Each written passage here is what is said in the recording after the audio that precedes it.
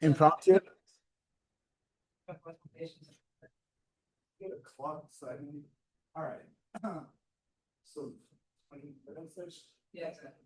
I'm sorry, is the emergent assignment book going to take place just later? Yeah, no, wait, are you speaking? No, yeah, I didn't show up. All right. This is a talk that I would have presented last year if I made it the symposium. So, all right. I haven't looked at the. So this is actually, this is what actually started the conversation with Steve and his talk.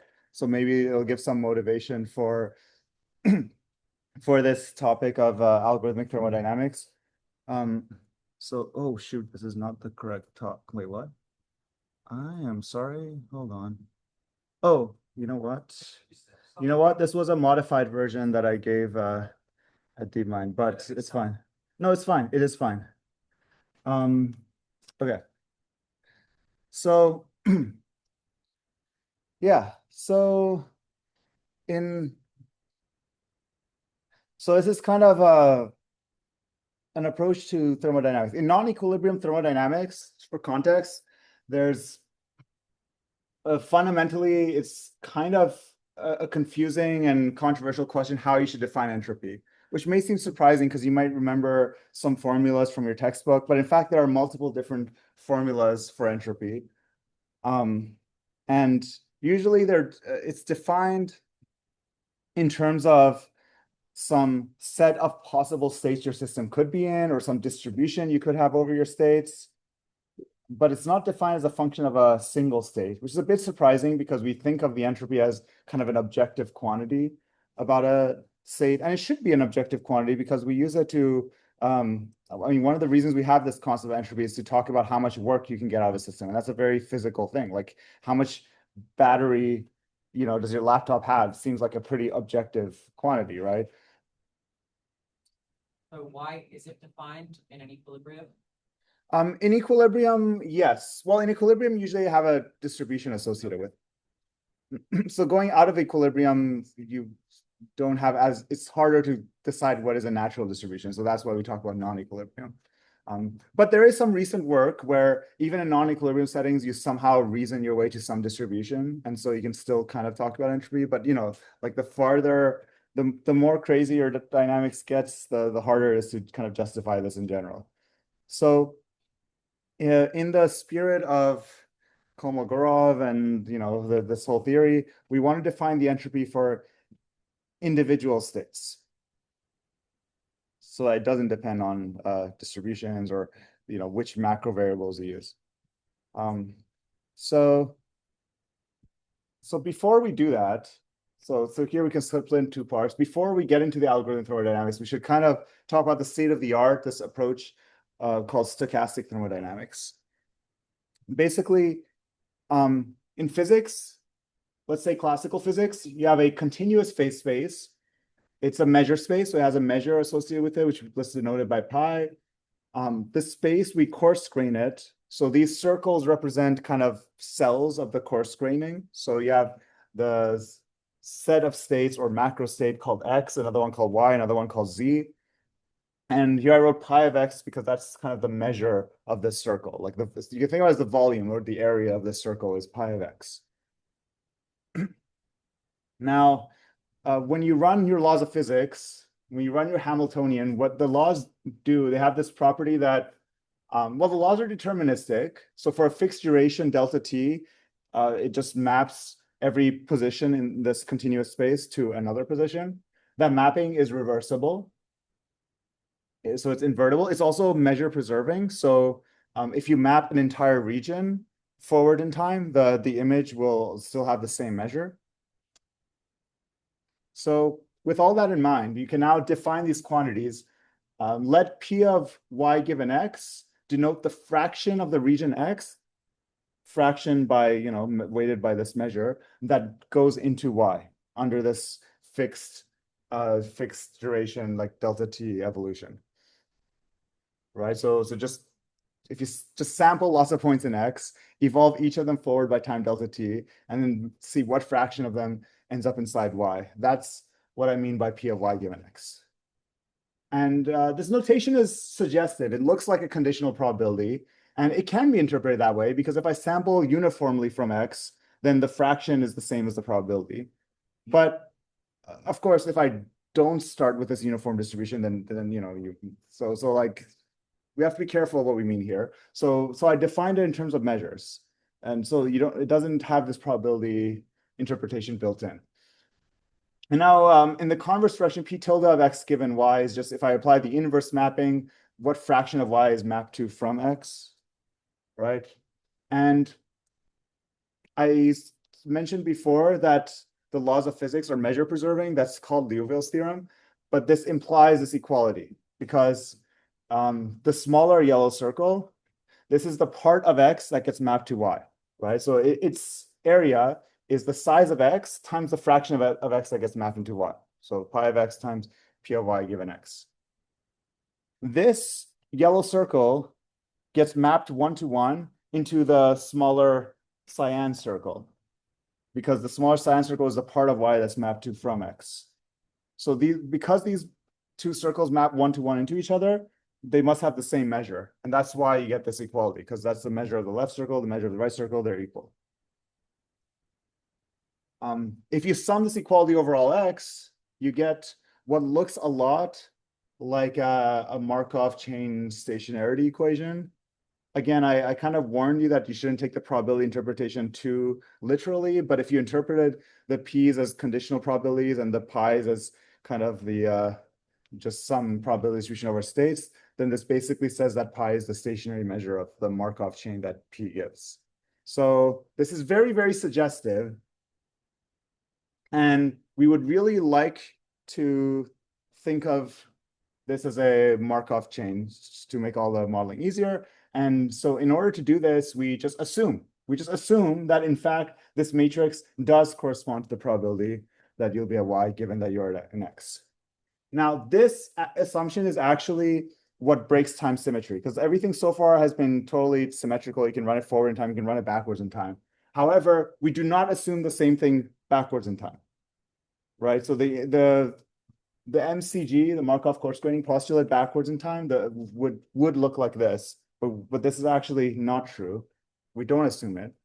And we won't get into much detail on why we should think this MCG is true. This is actually one of the most difficult and important problems in the foundations of physics. Maybe it's not literally true, but it's approximately true, you know. But this is actually where the arrow of time comes from. We also don't need to worry about detailed balance. That's different from what we're assuming here. But once you take the MCG, this dynamical system, which was all continuous and reversible, turns into this discrete state, irreversible Markov process, and pi becomes a stationary measure. And now you can just do Markov chain theory. And it turns out that the second law of thermodynamics is actually a theorem about Markov chains. Not about dynamical systems per se, but about Markov chains. And now they apply directly here. So I think I need to be moving faster, but you know, we define, so for simplicity, we can imagine that the coarse-graining was equal so that all the pi's are equal to 1, right? That's just saying all the circles are the same size as each other. You can always just make up the coarse-graining so that this is true. So then you get that this stochastic entropy is log 1 over mu of x. That's kind of like the Shannon surprise, right? And you know, if you're used to kind of stochastic dynamics literature, you might care about some of these details, but we will ignore that. And you can prove this fluctuation theorem, which I don't think we need the details of, but roughly speaking, what you get is that this stochastic entropy, it can fluctuate. It can occasionally entropy can decrease, but not by much and not very often. So the chances of entropy decreasing by say 10 bits is less than 1 over 2 to the 10, for example, 100 bits to the 100. And you know, normally in physics, we care about many Avogadro's numbers worth of bits, so it's just impossible in practice for entropy to decrease. You can also consider the average version of the Shannon surprise, which is exactly the Shannon entropy. And then you get that the Shannon entropy doesn't decrease. But here's the thing. The stochastic entropy is a function of both your state and the distribution it came from.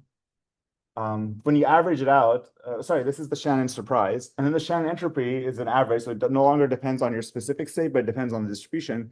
I don't like either of these.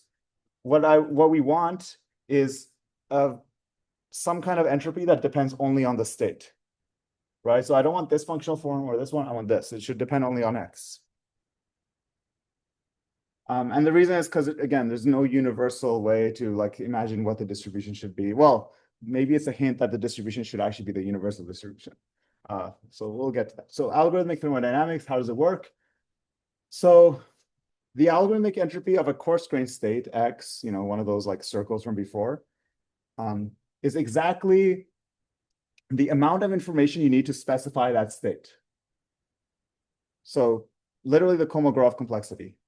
It's the length of the shortest program that outputs a precise description of that physical state or macro state, I suppose. So, I probably can skip over a lot of this since you guys know what the Kolmogorov complexity is. If pi is not equal to 1, then you need to correct it by log pi. Again, these corrections are just needed for the second law to work. But this is Peter Gács's algorithmic entropy. What he called the coarse-grained algorithmic entropy. He also defined the fine-grained version, but I feel like that's kind of not the correct quantity for thermodynamics. So in particular, the Kolmogorov complexity is always not greater than the Shannon surprise for simple, as long as the distribution is simple. So in some sense, this is a tighter kind of entropy because it takes into account all the structure, right? If you're like a typical state from mu, then the Kolmogorov complexity would just be log 1 over mu. But if somehow mu doesn't fully describe the structure of your state, the Kolmogorov complexity takes that more advanced structure into account. So what you can show if you do some work is that you get a fluctuation inequality for this algorithmic entropy too. So once again, the probability of the algorithmic entropy decreasing substantially is very close to 0. I mean, if the average of 2 to the minus the chain entropy is less than 1, then that means by the Markov inequality, you just cannot have this change be too negative, right? Because anytime this is like too negative, then this exponential becomes really huge. And so in order for this average to stay bounded by 1, it needs the probability of such an event has to be really, really small. With a little more work, you actually get that with overwhelming probability, the change in entropy over a given duration is not more negative than O of log that duration. So that means so this is consistent with the idea in physics that if you wait an exponentially large amount of time, eventually the universe returns to a low entropy state. But this takes much longer than the age of the universe, because even log of 14 billion years measured in Planck length is still quite small. So for all practical purposes, entropy does not decrease. And the formal math needed to prove this. This is actually just a light adaptation of Levin's law of randomness conservation, which was proven in a context that had nothing to do with physics, but is essentially the same math. So this is actually pretty much from 1974. I don't think we need the physics example, but I'll just summarize all this by saying that it's really cool because you can kind of rederive thermodynamics from first principles, and the results are much tighter because the old thermodynamics worked with average quantities, like the average amount of work for but now you can just talk about an individual state. You can take advantage of the structure in that state, and the reason it works is fundamentally that the manipulations that you can do, if you believe some extended version of the Church-Turing thesis, then basically the manipulations you can do to a state use computable structure only, right? Like if you have a memory, like Charles Bennett's original argument, which kind of was the start of algorithmic thermodynamics, was that if you have a memory that has all zeros, or if it's say all the digits of pi, well, if you start with a memory that contains all just a billion digits of pi, you can run a simple reversible program to turn that into a bunch of zeros. You can compress it so that it's almost all zeros. And then once you have all zeros, you can actually use that to extract work. The physical engineering details are not something that we can really implement, but the idea is like you can do something called adiabatic cooling. But it makes sense in terms of entropy. This is just low entropy, so you can kind of move this lack of entropy somewhere else, allow the memory to become randomized, and essentially those zeros were like a source of fuel. And this is what Steve Peterson's simulation, this is what his agent simulated. Like if you have a store of zeros, you can actually consume that as fuel. So my claim is that in practice, the Boltzmann and Gibbs-Shannon entropies are very good approximations of the algorithmic entropy, and that's why they work. That's why it's possible to do physics with them. But that the correct fundamental and philosophically right quantity to conceptually think about is algorithmic entropy. And so like this actually resolves a lot of the kind of conceptual confusion about what entropy is. And so there's some results in the paper about the conditions you need for these quantities to be equal. And that kind of tells you when it's okay to use Gibbs, Shannon, or Boltzmann, or these other entropy formulas that you might remember from your textbooks.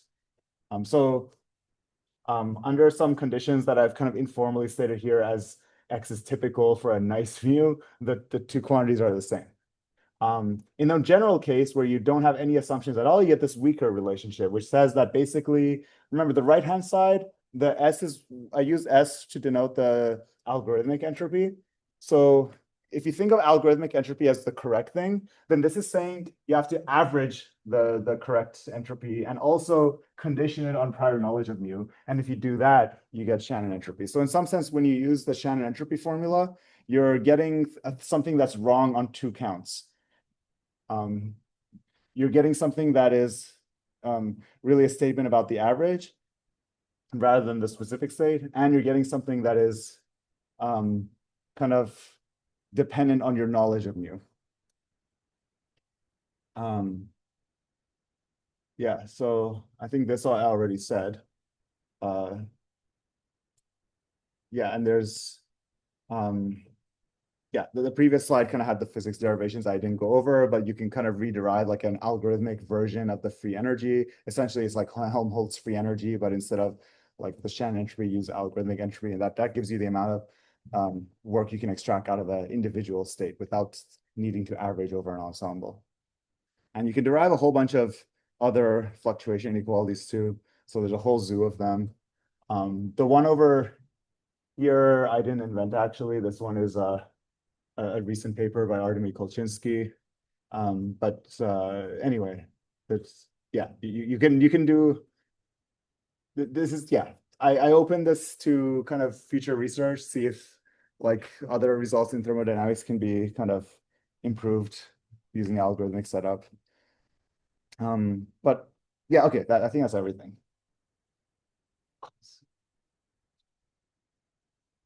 Okay.